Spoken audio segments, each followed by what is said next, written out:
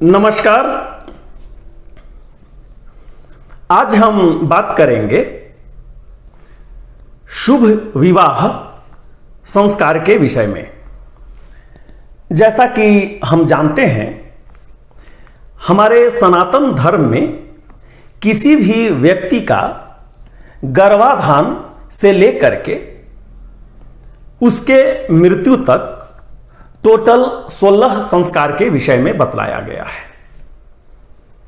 उसमें शुभ विवाह जो संस्कार है वह 15वां संस्कार है। इसके पहले का जो 14 संस्कार हुआ है, इसका हम अलग अलग वीडियो बना चुके हैं जो कि हमारा चैनल पर उपलब्ध है। हम यहां पर यह बात करेंगे कि शुभ विवाह जो है, ये संस्कार करने की आवश्यकता क्यों है और इसको करते ही वह कौन कौन सा चेंजेज है, कौन कौन सा बदलाव आता है, इसके विषय में हम बात करेंगे। तो शुभ विवाह हम लोग क्यों करते हैं, इसको समझाने की आवश्यकता नहीं है, क्योंकि यह एक ऐसा संस्कार है जिसको दुनिया के जितने भी धर्म हैं वे सब लोग अपने अपने तरीके से करते हैं। जैसा कि हम अपने पहले के वीडियो में भी हम बात कर चुके हैं, कोई भी संस्कार होता है उसका दो पहलू होता है। एक होता है रिचुअल्स, पूजा पाठ, और दूसरा होता है शिक्षा। तो दुनिया के जितने भी धर्म में विवाह होता है उसका रिचुअल अपने अपने तरीका से लोग करते हैं। तो यहां पर हम रिचुअल के बारे में हम बात नहीं करेंगे कि शादी कब करना है, उसको करने की विधि क्या है। ये जितना कुछ भी है ये सब आपके जो पुरोहित जी हैं, पंडित जी हैं, ये सब आपको अच्छी तरीका से समझा देंगे। संस्कार का जो दूसरा पहलू है, जो शिक्षा, उसके विषय में आज हम बात करेंगे।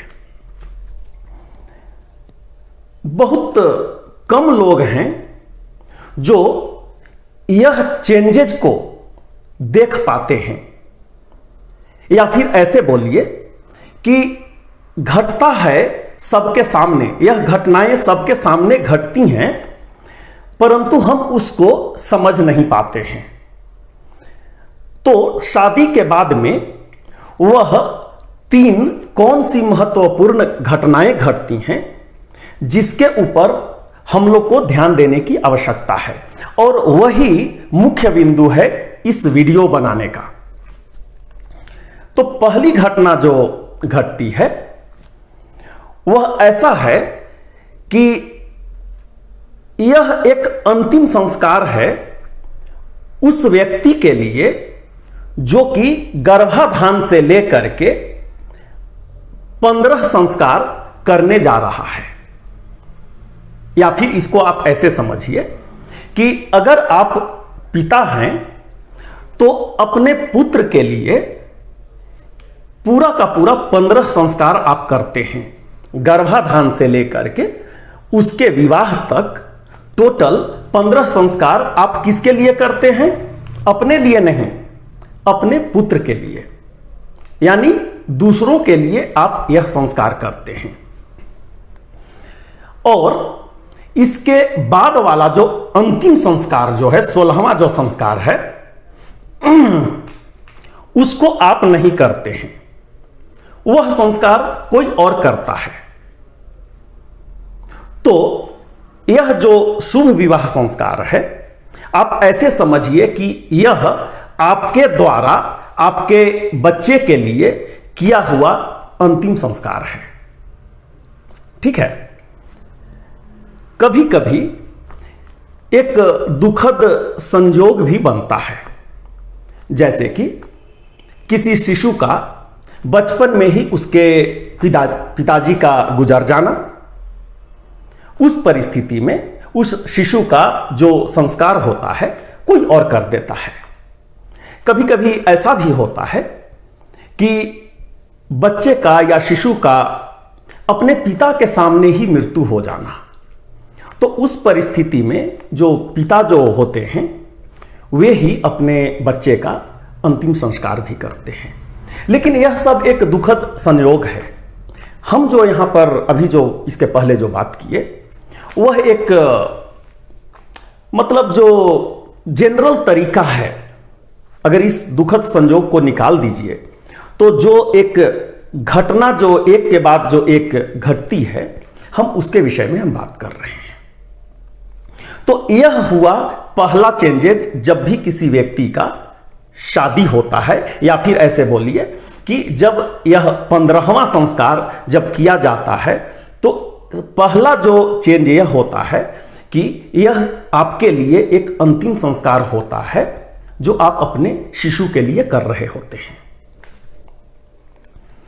दूसरा बदलाव क्या आता है, जैसा कि हम बात किए कि 3 प्रमुख बदलाव होता है इस संस्कार के बाद में।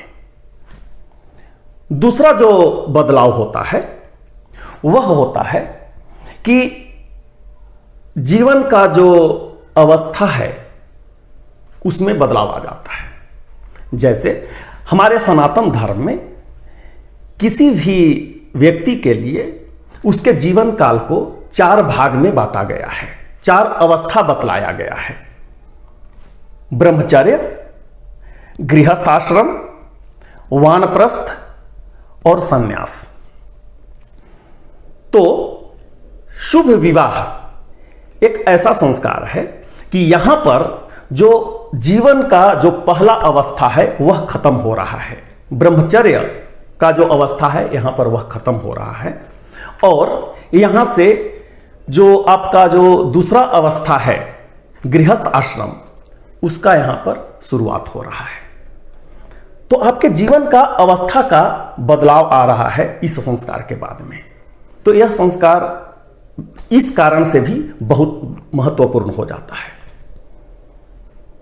तीसरा जो सबसे महत्वपूर्ण जो बदलाव आता है वह यह होता है कि जिस शिशु के लिए आप अभी तक जो 15 संस्कार किए हैं, यहां के बाद से वह शिशु भी अब अपने बच्चों के लिए संस्कार करने का शुरुआत करता है।